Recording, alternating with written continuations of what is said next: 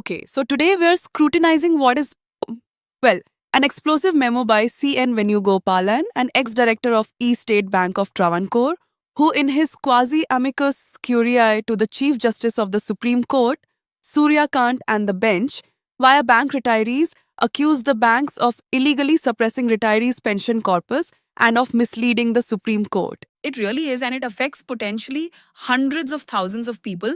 That's lakhs of nationalized bank retirees. The memo by C.N. Venugopalan has raised the stakes in what is arguably one of the most important constitutional, legal, and financial injustice case happening in India right now. And the fight is all about the mandatory updating of PSB retirees' pensions. That's right. And our source material for this deep dive, the 7th December 2025 memo by C.N. Venugopalan, is extraordinary.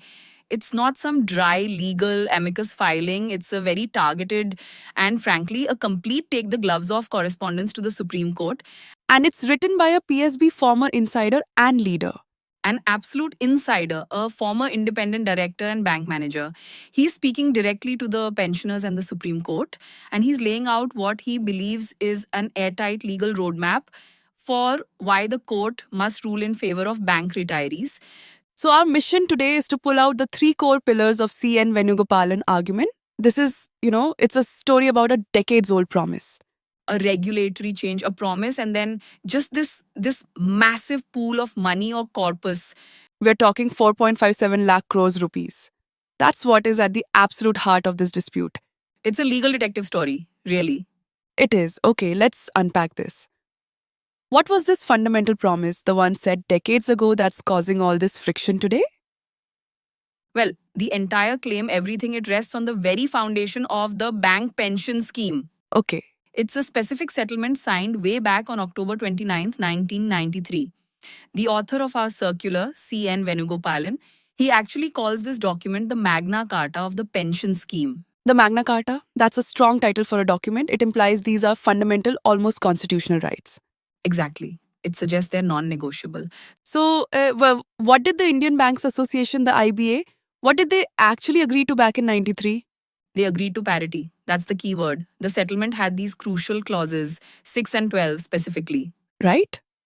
And they stipulated that everything, the dearness relief formula, the pension amount, commutation, and most critically, the updating. The updating? Yes, and the general conditions, they shall be on the lines of the pension scheme in the Reserve Bank of India, the RBI. So the core argument isn't even about affordability, is it? It's about enforcing a pre-existing deal. If the RBI updates, the banks have to follow. It's as simple as that. Exactly. It's an explicit contractual linkage and obligation. And C.N. Venugopalan points out the RBI did update its pension scheme. When was that? Effective March 1st, 2019. They adjusted it based on various factors like retirement date. So the logical and legal conclusion C.N. Venugopalan draws is that a similar update for the nationalized banks becomes, in his words, imperative and inevitable. The trigger's been pulled. It has. But wait, this is a document from 93 Sai? The banks have been resisting this for years, so they must be arguing it's not legally valid anymore, right? Does the circular handle that? And that's where the legal context becomes so critical. This wasn't just some internal memo. It was entered into under the Industrial Disputes Act of 1947. So it has real legal teeth. Significant legal muscle, yes. Even more recently, C.N. Venugopalan points to concrete proof that it's still in full force. And what's that proof? The Department of Financial Services, the DFS, part of the Ministry of Finance. So the government itself. The government itself, the DFS, filed an affidavit before the Supreme Court confirming its validity. This was in a related case, but the principle is what matters. Okay, so why does an affidavit in a related case matter so much here? Because in that affidavit, the DFS agreed to pay pensions in the regional rural banks, the RRBs, which are under the same umbrella retrospectively from November 1st, 1993. Based on that same settlement? Based on that same 1993 settlement. So by doing that, the government itself, through the DFS, confirmed the original guarantee is still legally binding and operational today. I see the distinction. You can't tell one court the 93 document is alive and kicking for the RRBs, but then turn around and tell another court it's dead for the nationalized bank pensioners. Precisely. C.N. Venugopalan is saying the government has already conceded the point. The rule of law has been confirmed. A case law has been established. So now it's just about enforcement. It's all about enforcement. Okay? So that historical guarantee feels solid, but if that were the whole story, this wouldn't still be in the Supreme Court. Let's move to that second pillar, the regulatory evidence, specifically Regulation 35(1). Right, and what's fascinating here is how the rule itself evolved. It seems like it almost unintentionally strengthened the pensioners' argument. How so? Well, as it was originally written, Regulation 35(1) was very, very restrictive. It limited any pension update to employees who retired in a tiny window. Which was Between January 1st, 1986 and October 31st, 1987, it was basically designed as a one-time adjustment, not an ongoing process. a way to contain costs, I imagine, limit their exposure from the get-go. Exactly, but then came the crucial amendment in 2003. The banks revised the regulation, and in doing so, they completely changed the nature of the obligation. They removed that restrictive time frame. They removed it entirely. That's not even the biggest change, it's the language. The legal language. What phrase did they substitute? They replaced the softer phrase, will be updated, with the much stronger, much more mandatory phrase, shall be updated. Wow, okay, that is a massive semantic shift. Will be is a possibility, a future plan. Shall be is a command. That's the core technical point. The regulation now reads, and I'm quoting here, basic pension and additional pension, wherever applicable, shall be updated as per the formula given in Appendix 1. So, C.N. Venugopalan take is that this makes it continuous. It must be updated periodically with new wage settlements. Yes, the removal of the time frame plus the introduction of shall makes it mandatory and ongoing. So, the argument is stacking up. You have the 93 external contract. Now you have this 2003 internal rule change. What about other court rulings? The circular mentions a Supreme Court case, State of Rajasthan versus Mahendra Nath Sharma, 2015. Yes, from 2015. And that case set a really powerful benchmark for pensions in general. The Supreme Court ruled that a pension amount shall not be less than 50% of the running pay bands. 50%. And here's the crucial part, that ruling applied even when the pension was paid directly out of the government exchequer. Meaning, when the taxpayers were footing the bill. When the government was bearing the full financial cost.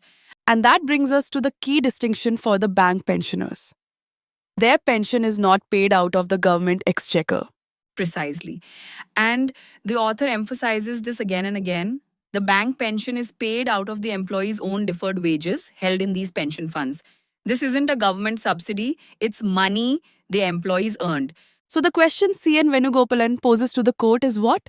It's a direct challenge. If the 50% rule applies when the government has to pay for it, how could the court possibly reject updating a pension that is entirely self-funded by the employee's own money? That is a powerful line of reasoning. But let's, play devil's advocate for a second. The bank's lawyers, they're not just going to ignore this. They must be arguing that even with a big fund, they need massive reserves for future liabilities, right? Things like that. That is the standard counter-argument. Yes, that the money is there, but it's earmarked. It's for sustainability. But C.N. Venugopalan, he tackles that head-on.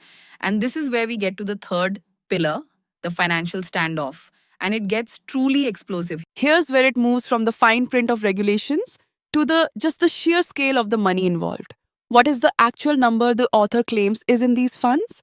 The number it's massive. It gives you the context for the whole struggle. The letter says that the pension funds of all state-run banks, including SBI, hold a colossal amount. Which is 457 lakh crores. 457 lakh crores. If that number is even close to accurate, the bank's entire defense that they can't afford it just collapses. That's the whole point. C.N. Venugopalan argues that the annual growth on that fund, just the investment returns alone, are enough to pay more than double the current pension to every single pensioner. So it's not a funding problem. The circular is framing this as a political choice to withhold the money to the detriment of bank retirees. In other words, a deliberate political assault on the financial stability, quality of life, and equality of bank retirees before the law. A political choice, exactly. if you find this podcast informative, please subscribe, comment, like, share with family, friends on Facebook and X, formerly Twitter. The more our podcasts are shared, the more people will see it, as YouTube algorithm makes it available to even more people, especially retirees hungry for progress information on Updation. Thank you. Which brings us to the most controversial part of the whole document, the allegations. The memo author C.N. Venugopalan shifts from legal analysis to leveling some very serious allegations against the IBA. Directly against the Indian Banks Association, the language becomes extremely charged here. You can feel the frustration. He claims that an affidavit the IBA filed in an earlier case, the MC Singla case, was economic with the truth. He's accusing a national banking body of being economic with the Supreme Court. Directly. He says the IBA denied there were provisions for pension updating, and he calls that inaccurate. He says this act of, quote, deceiving the Supreme Court warrants strictures, severe censure for wasting the court's time. And there's also a very emotional criticism in there about excluding newer employees, isn't there? Absolutely. C.N. Venugopalan accuses the banks of attempting a robbery of the pension funds by cutting off employees who joined after March 31st, 2010. He calls it heinous and sinful. And he claims it's causing pensioners to pass away in poverty while their rightful deferred wages are, quote, illegally detained. It's not just a legal argument anymore, it's a moral damning one. That really underscores the human stakes here. And the urgency in the letter is palpable. As stated earlier, it was dated December 7, 2025, and it specifically pushed pensioners to send copies to the Supreme Court judges ASAP. Yes, to Justices Surya, Kant, Vikram Nath, and Sandeep Mehta. It's a clear strategic move, a call to action to retirees to keep hope alive and fight what is their rightful property. Pension updation, funded by Lakh 457 crore rupees corpus. To make sure the judges see this counter narrative with all the financial figures right before a key hearing. Exactly, to put it right on their desks. Right. So, what does this all mean? We've traced the argument. We started with the foundation, that 1993 settlement, the Magna Carta, creating a legal link to the RBI, a link that was recently confirmed as valid by the government itself in a related case. Then we move to the regulatory machinery, the 2003 amendment that changed an optional will to a mandatory shall, making the need for updating continuous. And then the knockout punch, the financial reality. This whole fight is happening against the backdrop of a 4.57 lakh crore employee pension fund, a fund C.N. Venugopalan says is more than enough to cover everything. So, the central claim is that this isn't about asking for favor or for Government of India handout or bailout. The obligation to update these pensions, C.N. Venugopalan argues, rests on a strict interpretation of history, of law, and of the clear financial health of bank retirees' own self-funded scheme. The stakes are just immense, not just financially for the retirees, but for institutional credibility, especially with these allegations of misleading the Supreme Court. Absolutely.